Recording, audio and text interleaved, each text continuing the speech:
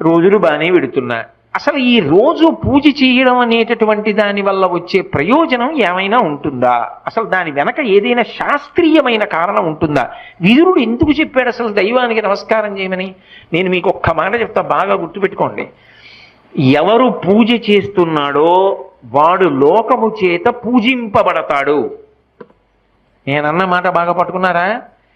ఎవరు పూజ చేస్తాడో వాడు లోకము చేత పూజ అందుకుంటాడు. అదేమిటండి మీరన్న మాట మాకు బాగా అర్థం కాలేదు, మీరేదో అన్నారు బాగుండదని అన్నాం అంతే అంటారా?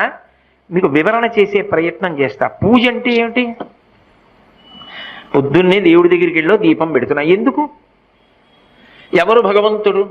చంద్ర సూర్యౌ చ నేత్రే కర్ణావాసా శిరోద్యౌ ముఖమవిదహనో యస్య వాస్తేయమద్భిః అంతస్తం యస్య విశ్వం సురనర ఖగో భోగి గంధర్వ దైత్యైః